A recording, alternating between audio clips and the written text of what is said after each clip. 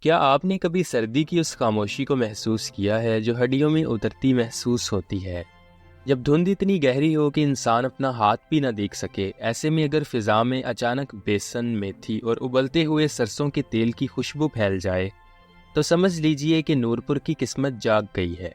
یہ کہانی پیٹ بھرنے کی نہیں بلکہ اس ایٹمی تڑکے کی ہے جو جمے ہوئے خون میں زندگی دوڑا دیتا ہے۔ دسمبر کی وہ رات نورپور پر کسی بھاری بوجھ کی طرح اتری تھی۔ گاؤں کی گلیاں جو دن میں بچوں کے شور سے بھری رہتی تھیں، اب سفید دھند کی موٹی چادر میں لپٹی سنسان پڑی تھی۔ حد نگاہ تک صرف سفیدی تھی اور ٹھنڈی ہوا کا لمس ایسے لگتا تھا جیسے کوئی نشتر بدن کو چھو رہا ہو۔ لوگ اپنے گاؤں کے صحنوں میں لکڑیاں جلا کر ہاتھ سینک رہے تھے اور زیادہ تر رضائیوں میں دہکے موسم کی سختی کو کوس رہے تھے۔ بجلی جا چکی تھی اور لالٹینوں کی مدھم روشنی بھی دھند کے سامنے بے بس دکھائی دیتی تھی۔ ایسے میں گاؤں کے مغربی کونے سے ایک ایسی خوشبو اٹھی جس نے سردی کے غرور کو توڑ دیا۔ وہ خوشبو بند دروازوں کی درزوں سے اندر گھسی اور سوئے ہوئے حواس کو جگا گئی۔ پہلے ایک سرگوشی ہوئی، پھر یہ خبر پورے نورپور میں پھیل گئی کہ شکورے کی کڑاہی چڑھ گئی ہے۔ یہ سننا تھا کہ رضائیاں ایک طرف ہو گئیں، چادریں کندھوں پر ڈال لی گئیں اور لوگ اندھیرے اور دھند کی پرواہ کیے بغیر اس گلی کی طرف چل پڑے جہاں سے زندگی کی خوشبو آ رہی تھی۔ چاچا شکور کی دکان۔ چاچا شکور کی دکان نورپور کے آخری موڑ پر ایک پرانے بوہڑ کے درخت کے سائے تلے تھی۔ دور سے ہی لکڑی کے چولہے کی آگ کی سرخی دھند کو چیرتی دکھائی دیتی تھی۔ چچا شکور جو جوانی میں کسی پہلوان سے کم نہ تھے، اب بھی روبدار شخصیت کے مالک تھے۔ موٹی اونی واسکٹ، سر پر کلف لگی پگڑی اور سفید گھنی مونچھیں جن کے مڑے ہوئے کونے ان کے فن پر ان کے اعتماد کا اعلان کر رہے تھے۔ وہ کڑاہی کے سامنے ایسے کھڑے تھے جیسے سرد رات کے خلاف مورچہ سنبھالے ہوں۔ وہ اپنے شاگرد کو آواز دیتے کہ آگ تیز رکھو کیونکہ آج نورپور کے خون کو گرمانا ہے۔ ان کی کڑاہی عام کڑاہی نہیں تھی بلکہ لوہے کا بڑا سا برتن تھا جس میں کئی لوگوں کی سردی کا علاج پک رہا تھا۔ چچا شکور کے پکوڑے ایٹمی اس لیے کہلاتے تھے کیونکہ ان کی امیزے میں صرف آلو اور پیاز نہیں بلکہ تازہ پالک، خوشبودار میتھی، باریک کٹی ادرک، ثابت دھنیا اور خود پیسا ہوا گرم مسالہ شامل ہوتا تھا۔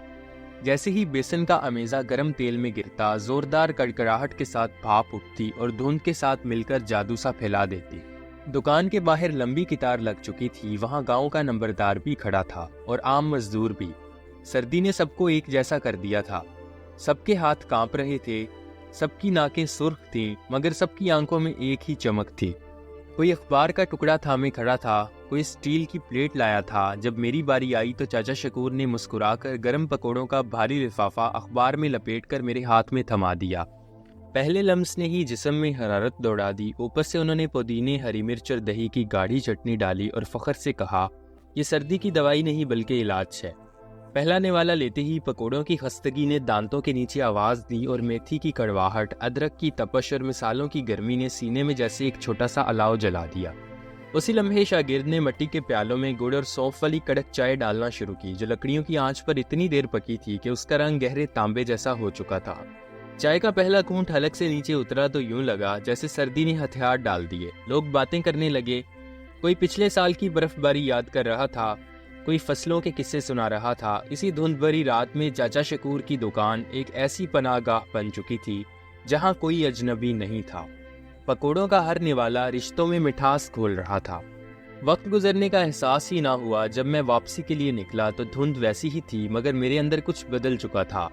سرد ہوا اب کاٹ نہیں رہی تھی بلکہ تازگی دے رہی تھی۔ ہاتھ گرم تھے، پیٹ بھرا تھا، دل عجیب سے سکون سے لبریز تھا۔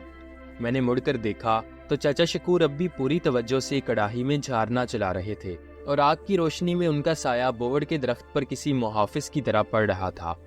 اس رات نورپور نے مجھے سکھایا کہ اصل خوشی بڑی چیزوں میں نہیں بلکہ ان سادہ لمحوں میں ہوتی ہے جو دل کو گرم کر دیں۔ چاچا شکور کے ایٹمی پکوڑے صرف پکوان نہیں تھے بلکہ وہ سردیوں کی وہ حدت تھی جو انسان کو انسان سے جوڑ دیتی ہے۔ اور یہی وجہ ہے جب بھی دسمبر کی دھند اترتی ہے، نورپور کی وہ گلی اور وہ خوشبو یاد آ جاتی ہے۔